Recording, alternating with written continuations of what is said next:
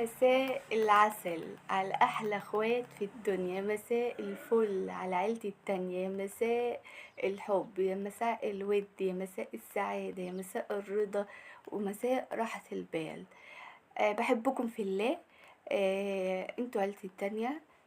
انا والله انا ببذل قصارى جهدي عشان ما اتاخرش عليكم في الفيديوهات بتاعتي، عشان نفيد ونستفيد مع بعض.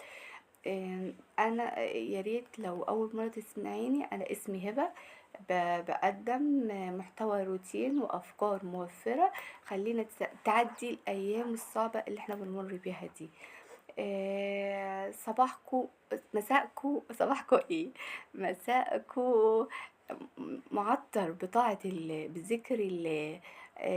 نبدأ الفيديو بتاعنا، وننزل تحت في الكومنت. تعالي، انا شايفاكي اللي ما عملتيش لايك، اعملي لايك وانزلي تحت في الكومنت وصلي على النبي، وعشان ناخد ثواب الصلاة على النبي. النهاردة فكرة الفيديو ايه؟ هبة. النهاردة بقى جاية لكم بفكرة، فكرة بس 10 افكار عبقرية توفر معاكي نص الميزانية. ايه؟ ايوه، هتغير ميزانية بيتك، هتوفر معاكي جامد. تعالي بس كده، تعالي معايا واعملي اشتراك في القناة لو انت مش مشتركة، عشان يوصلك كل جديد مع عالم هبة. يلا نبدأ الفيديو بتاعنا. ايه 10 افكار دي هبة؟ ايوه، انا بقولك 10 افكار. فاكرين الفيديو بتاع طوارئ الفريزر؟ كانت برضو 15 فكرة، دي بقى 10 افكار. طيب ايه هي ال10 افكار؟ اول حاجة هتعمليها، خدت مصروف بيتك كده، تنزلي جري تعملي ايه؟ صدقة جارية. صدقة 10 جنيه، 5 جنيه، بنية ان ربنا يصلح لك حالك. انا كل فيديو هقعد اعيد في الكلام ده. هي دي البركة، من نقص مال من صدقة. دي بذرة، السنبلة اللي بتاخدي عليها 10 سنابل. فانا مش بتاعه دين، انا مش بتاعه قرآن، انا اقل واحدة فيكم، بس انا بفيدكم وبنصحكم مجرد نصيحة لوجه الله. تصدقي بنية ان ربنا يخليكي راضية في حياتك، ان ربنا يبارك لك في ولادك ويهديهم، يهديلك جوزك، يهديلك جوزك. هو ده اهم حاجة، ان ربنا يهديلك جوزك، يهديلك ولادك. تمام. اول فكرة احنا زي ما احنا قلناها متعودين معانا ايه؟ الصدقة. تاني فكرة، احنا عملنا الصدقة عشان ايه؟ عشان الرضا، التأقلم والتعايش مع الحياة. لازم تتأقلم، هي دي حياتي، مش هعرف اغيرها. اداني قاعدة بقى مكتئبة وتعبانة وتعيسة؟ لا، فرفشي كده وروقي على نفسك. ارضي، صلي، اذكري ربنا، ده هيخلي حياتك هادية فيها طمأنينة وهدوء. مفيش بعد كده. انا بقولك اهو، دي اساس الحياة. انا والله انا عارفة ان الظروف صعبة، هي مش صعبة عليك انت لوحدك، والله صعبة عليا زي ما هي صعبة عليك. محبش احلف في الفيديوهات كتير، بس انا بحاول اطمنك ان انت مش لوحدك. احنا كلنا في نفس الظروف. احنا عمرنا ما عشنا ان كيلو اللحمه ب400 جنيه ولا ب450 جنيه.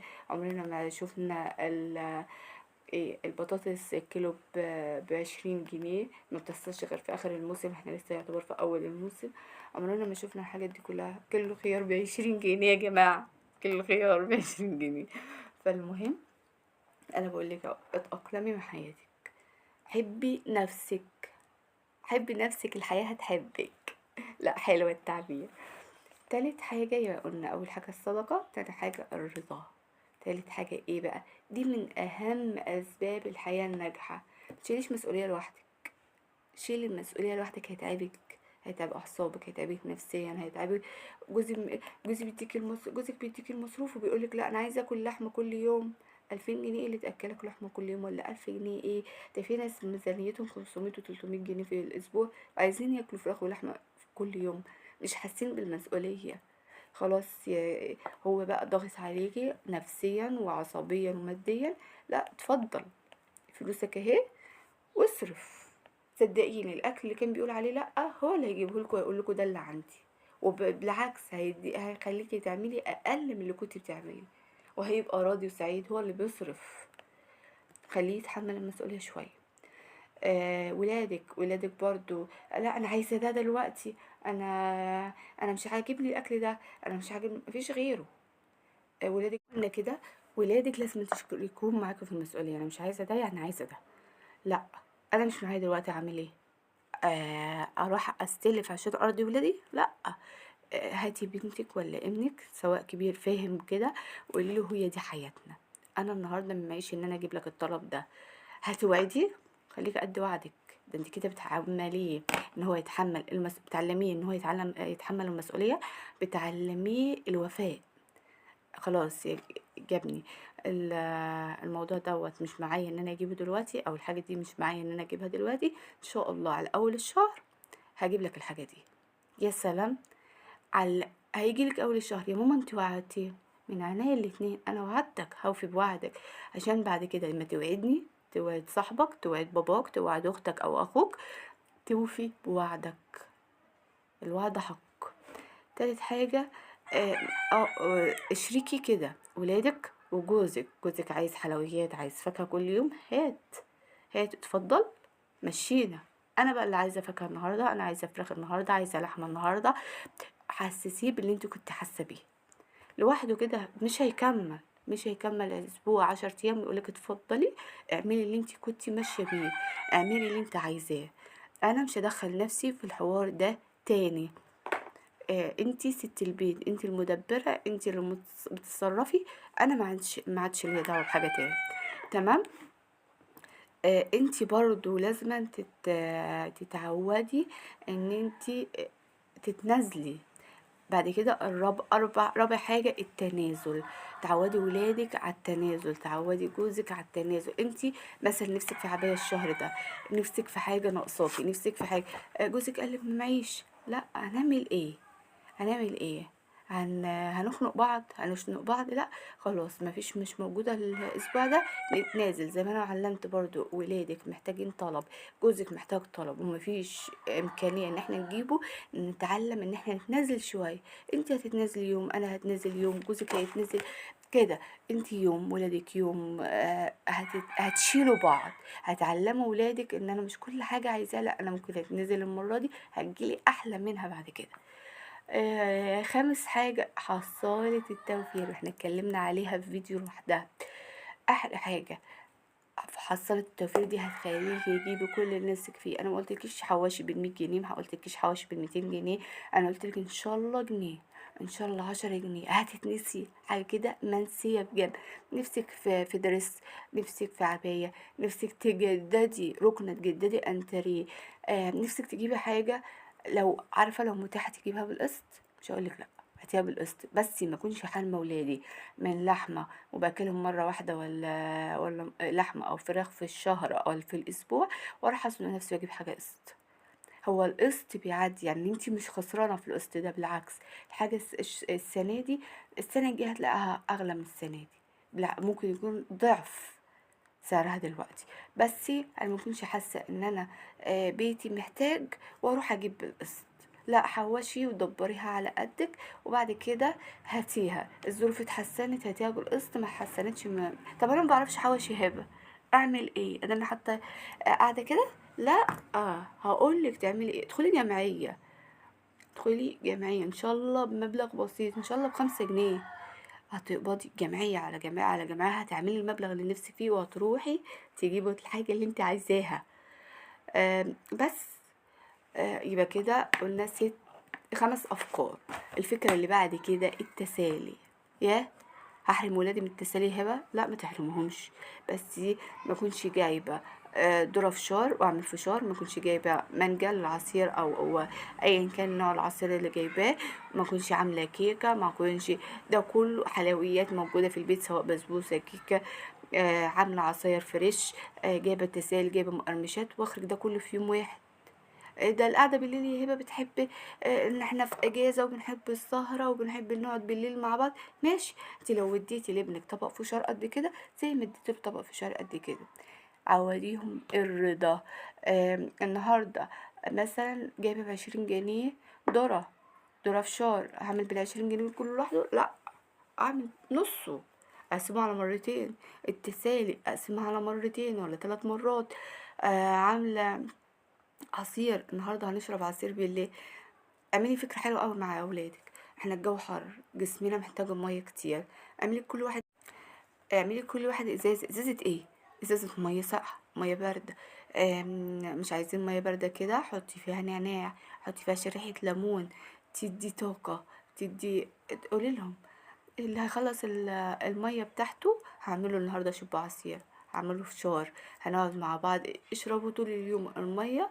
هدوا جسمكم بيها. وبالليل اما نقعد في السهرة بالليل هعمل لكم كيك وهعمل لكم عصير، هعمل لكم فشار وهعمل لكم عصير، هعمل فشار ومقرمشات كده. والله العظيم الحاجة اللي بيجيبيها 120 جنيه بدل ما تخلصوها، ولا ب200 جنيه بدل ما تخلصوها في يوم، هتقضيك اسبوع، هتقضيك 10 ايام. وفرت جامد على فكرة. بند التسالي ده بيصرف فلوس كتير، وخصوصا ان احنا في اجازة. هاتي علبة ايس كريم بتاع دريم، اعمليها هتعملي معاكي كمية محترمة. ده كل ده ب19 جنيه. هاتي كيلو مانجا، كيلو مانجا دلوقتي ب20 جنيه، اعملي الكيلو قسميه على كام مرة للعصير.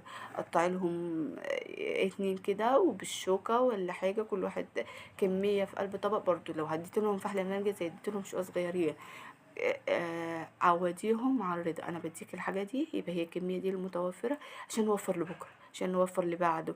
الفاكهه مش شرط كل يوم نجيب فاكهه ب200 جنيه ولا 100 جنيه. لا، الفاكهه دي هناكل النهارده فاكهه، هنقسمها مثلا على يومين، على 3 ايام. النهارده مثلا هنعمل مع عصير، يبقى ما ناكلش فاكهه. بكره هناكل فاكهه، ما نعملش عصير. مشي دنيتك، مشي دنيتك. بعد كده فكر ايه توفير الخزينه. يعني ايه توفير الخزينه؟ انا حاطه في كل حاجه كوبايه معياريه، كوبايه من كوبايه الشاي. كوباية شاي، ايوه. ما انت هتهدري لو حطيتي كده، لو عملتي الاكل كده من غير ما تكوني عامله له معيار، هتهدري. انا دلوقتي خلاص اتعودت. بيتي رز بياكل مثلا كوبايتين رز، 3 كوبايات رز، هما دول اللي هيتعملوا. يبقى بعد كده عرفت المقدار اللي انا محتاجه اعمله. المكرونه سواء جايباها سايبه هتعملها بالكوبايه، جايباها بالاكياس. مثلا انا بعمل كيس مكرونه، كيس ونص مكرونه، ما اعملش كيسين. اقول يمكن لا، لو جاوا بالليل هطلع كيس فول، هعمل لهم سندوتش جبنه، هعمل لهم بطاطس، هعمل لهم جبنه بطماطم. همشي دنيتي، همشي حياتي. المنظفات، نعمل خلطات موفرة معاكي. سواء هاتي المنظفات الصابون، مش شرط تجيبي ماركة. هاتي الصابون السائل. انا عندي هنا في البلد في مصنع صابون، بنروح نجيب منه الصابون الكلور، الهاربك. هو مش الهاربك ده المقاطع، لا، هو مسميه هاربك لان اول حاجة طلعت كان اسمها هاربك بتاع التواليت. في فلاش بتاع الارضيات، في كل حاجة باسعار ايه بقى، النصف تقريبا. فانا كده وفرت معايا، وهي هيها نفس المكونات بتديني نفس النتيجة، يبقى ليه لأ. بعد كده التلاجة ودولاب الخزين. التلاجة هعمل ايه في التلاجة يا هبة؟ هقولك تعملي ايه في التلاجة، هقولك تعملي ايه في دولاب الخزين. كل يوم جولة كده على التلاجة بتاعتك، شوفي الطماطم فيها طماطم طرية، شيليها استخدمها النهاردة، قطعيها حطها في الفريزر. ال الخيار بدأ يدبل معايا، قطعيه في شوية مية بملح بشطة، واعملي أحلى خيار مخلل. الفلفل قطعيه وحطيه في الفريزر، لو لقيتيه بدأ يدبل طلعيه واستخدميه. البطاطس لو في بطاطساية باظت هتبوظلك كل درج البطاطس. احنا في الجو حر، انا بقولكيش اعملي الكلام ده في الشتاء، بقولكيش اعملي الكلام ده والجو كويس. الخضار روحه طويلة في الشتاء، لكن في الصيف احنا الخضار غالي، الجو حر، فحرام اللي احنا نهدر الحاجات دي. روحي لدولاب الخزين، شوفي كيس المكرونة القديم قبل ما يبتدي يسوس. العدس، اللوبيا، البليلة، الحاجات ديت تحطيها في التلاجة، ما تحطيهاش بره في دولاب الخزين في الحر ده، هتسوس، هتملى الدنيا سوس، هتبوظ عندك الحاجة. يبقى نستخدم الحاجات القديمة الأول. الملح نستخدم، الدقيق نحطه في التلاجة. أنا عمري ما حطيت دقيق بره. لو نسيت كيس دقيق بره في الجو ده هيسوس، فحطيه في التلاجة. بعد كده اللحمة والفراخ، هنعمل ايه تاني باللحمة والفراخ؟ عارفة اللحمة المفرومة دي يعتبر كنز، كنز من كنوز البيت. عارفه لما تيجي تعملي لحمه مفرومه، شيل اسرقي معلقتين في الخباز، اسرقيهم. اللحمه المفرومه لو سرقتي معلقتين هنقول لا؟ هتقولي لا ده الكميه قليله، والله ما تحسي ان هي قليله. حطيهم لآية طوارئ. النهارده معيش فلوس اعمل اكل، عندي لف جلاش وعندي لحمه مفرومه، في ثانيه عندي ميكس جبن في التلاجة مع جلاش بميكس الجبن، أكلة رهيبة.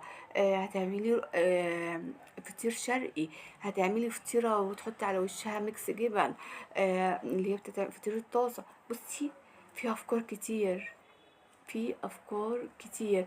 الشوربه بتاعتك لما تيجي تعملي الشوربه، شوحي الفراخ، شوحي اللحمه ببصله، بقرن فلفل، بطماطمايه، والبهارات بتاعتك، ولا وبعدين انزلي عليها بميه سخنه بحته زبده كده، وانزلي عليها بالميه السخنه، هتلاقي دسامه في الشوربه تخليك تعملي كميه، مترميش الباقي. اوعي ترمي شوربه، الشوربه دي زيها زي اللحمه المفرومه، كنز. النهارده عايزه اعمل محشي، ما عنديش غير شوربه، يعني مش عايزه اعمل لحمه وفراخ، ما عنديش لحمه وفراخ، بس عايزه اعمل محشي. عندي بتنجان، عندي كرنب في الفريزر مخزناه، عندي ورق عنب في الفريزر مخزناه. طلعي واعملي الشوربه موجوده، اسقي على الوش كده. اتصرفي، الجيش قالك اتصرف، يبقى نتصرف. لو وصلتي لحد هنا، يا ريت تقدري مجهودي، تعملي بلايك وتنزلي تصلي على النبي وتشتركي في القناه عشان يوصلك كل جديد، وتكبري عيلتنا الجميله. عيلتنا بتكبر بوجودك معايا، ووجودك على راسي من فوق. تالت حاجة الفراخ. ايوه، مش مقدرتك تجيبي فراخ، هاتي فرختين اتنين وقطعيهم، هاتي وراك، انا بحب بصراحة الوراك، هاتي الاوراك، هاتي اجنحة، هاتي هياكل، هاتي كبد وقوانص. عايزة تستفيدي من الفرخة تجيبها كبيرة، هتاخدي منها بانيه، هتاخدي منها، هتعملي سواء بانيه او ستريبس، تعملي مكرونة بشاميل بالفراخ، تعملي طاجن مكرونة بالفراخ، هتعملي تاخدي منها دبابيس، تاخدي منها هياكل، تاخدي منها أجنحة. ده كله الأجنحة لو عملتيها كده زي الستريبس بالخلطة بتاعتها، بتبقى جميلة جدا، زيها زي كنتاكي كده، الأطفال بيحبوها. المعجنات بقى، المعجنات ده يعتبر خير البيت اللي بيتعجن فيه وتعمل فيه قرص. بصي، لاقيه نفسك ان انت بتبوظي، لا ما تعمليش، يبقى كده ضرر ليكي. امال هعمل ايه يا هبه؟ روحي هاتي الفلوس اللي انت كنت هتعملي بيها، روحي اشتري بيها وحطي في الفريزر. طفل جاع بالليل، انت جعتي، كوبايه شاي مع قرصه كده مع باتيه. طفل جاع، تطلعي له قرصه مع حته جبنه، تعمليها سندوتش، هتوفر، هتنجز معاكي، بدل ما كل شويه روح هات روح هات. كتر الخروج بيعلم المصاريف. عودي نفسك بعد كده ان انت ما تخرجيش كتير، ما تخرجيش كتير، ايوه ما تخرجيش كتير، قللي نزولك على قد ما تقدري، هتوفري مصاريف، هتوفري مواصلات، هتوفري وقت. انزلي السوق يا ستي كل 10 ايام، ده اقل حاجه. انا بنزل كل اسبوعين، احنا عندنا سوق حد، بروح حد وحد لا. الخضار اللي بجيبه بقضي اسبوعين. اما تنزلي كل اسبوعين والله المصاريف بتقل. ما تجيبي طلباتك بالشهر او بال15 يوم، او باقل حاجه زي ما احنا قلنا 10 ايام، بتوفري. انت لو نزلتي جبتي كيس مكرونه، بتلاقي نفسك صرفت اي حاجه. لو نازله ب100 جنيه هتخلصيها قبل ما تطلعي، عينك هتروح. انا ناقصني دواء، عايزه دواء، عايزه دواء، عايزه دواء، نفسي في دواء، مش عارفه ايه. لو بعتي ورق ابنك السوبر ماركت، ده انا عايز. فليه لا؟ مشي بنظام، اقل حاجه 10 ايام. انا ماشيه بيتي هنا بالشهر، في طلبات البيت من السوبر ماركت والفراخ واللحوم ماشيه بالشهر، والسوق بروح مرتين في الشهر، يعني كل اسبوعين سوق. لو نقصني حاجات خفيفه كده بنزل اجيبها بسرعه، ببقى واخده فلوس على قدها عشان ما اصرفش، ما هدرش. ايه تاني هبه؟ الميزانية بتقسميها زي ما احنا اخدنا فيديوهات كتير قوي عن الميزانية، بتقسميها حسب احتياجاتك. هتقسميها بحسب احتياجاتك ازاي يا هبة؟ الاهم فالمهم. يعني ايه؟ انا اهم حاجة في اول بند خالص المنظفات والسوبر ماركت. في بند الخزين اهم حاجة بيتك يكون فيه منظفات، في سكر، في رز، في دقيق، في زيت، الحاجات الاساسية في الاكل. بعد كده الخضار والفاكهة، اهم حاجة لجسم ولادنا دلوقتي ايه؟ الخضار. سواء بقى في فاكهة، الفاكهة ان شاء الله مرة كل 10 ايام، مرة كل اسبوع، ان شاء الله كيلو. زي ما احنا قلنا كده، الاهم في المهم اول حاجة السوبر ماركت والمنظفات، وبعد كده الخضار والفاكهة، وبعد كده اخر حاجة خالص نفكر فيها اللحوم.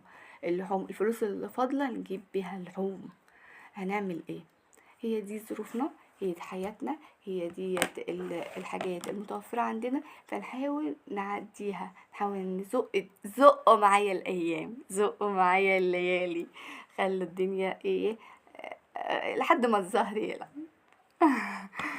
بعد زي ما احنا قلنا كده، ونقلل النزول بتاعنا، يبقى كده خدنا 10 أفكار. لو عديتهم هتلاقيهم أكتر من 10 أفكار. 10 أفكار دي هتظبط الميزانية معاكي، هتلاقيكي وفرتي في بند المنظفات، وفرتي في التسالي ديت. بصي، كارثة من الكوارث. حاولي تنظميها.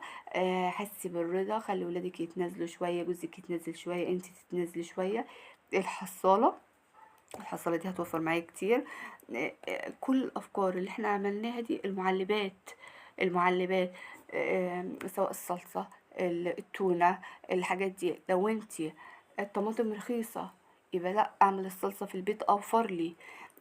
كنت عملت، لو ما لحقتش اعمل الصلصة في البيت والطماطم رخيصة، طيب دلوقتي اشتري كيلو الطماطم ب15 جنيه، ولا اشتري الصلصة المعلبة؟ لا، الصلصة المعلبة في الوقت ده هيبقى هي الحل الامثل.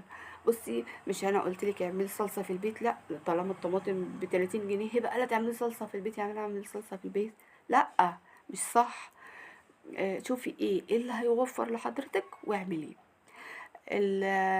التونه هجيبها في البيت؟ لا، ما بعرفش اظبطها، يبقى لا تعمليها في البيت؟ لا، اشتريها تبقى اوفر لي. بصي، اي حاجه هتوفر لك، سواء عملتيها في البيت او اشتريتيها من بره، شوفي ان شاء الله هتوفر لك 2 جنيه. انتي اولى بال2 جنيه دول. ال2 جنيه دول اعتبريهم مجهوش، حطيهم في حصالة التوفير. يبقى كده خلاص، هو ده الفيديو بتاعنا النهارده. امشي بالحاجات دي، هتلاقي بيتك بفضل الله اتعمر. بفضل الله ثم فضلك، هتلاقيه بقى كله خير، كله سعادة. هتلاقي جوزك راضي، ولادك راضيين، حملتي ده المسؤولية، حملتي ده المسؤولية، هتلاقيهم هم نفسهم بيقولك لا بلاش ده النهاردة، نعمل ده، نعمل بلاش كده، نعمل كده. هتلاقيهم بيشاركوكي، هتلاقي نفسك مش مضغوطة نفسيا. الست هي اللي بتتعب، الست اللي عودت نفسها وعودت ولادها وعودت جوزها ان هي اللي حمالة، هي اللي بتشيل المسؤولية، هيلاقوا بعد كده ان ده فرض وواجب عليها، مش هيلاقوه ان هي بتعمل كده ذوقيا منها. لا، ده واجبك. لا، هو مش واجبي، ده واجبك انت كمان، واجبكم انتوا كمان، الاولاد تحملوا معايا عبء الحياة. انا غصب عني، معلش انا طولت معاكم في الفيديو، بس كان لازما اشرح لكم كل فكرة لوحدها، ازاي نوفر منها، وازاي نحاول ندبر كده ونفكر مع بعض. لو استفدتي يا حبيبتي مني في الفيديو ده، يا ريت تدعميني بلايك او سبسكرايب عشان يوصلك كل جديد، وانتظروني في افكار جديدة وموفرة دايما مع عالم هبة. بحبكم في الله، مع الف سلامة.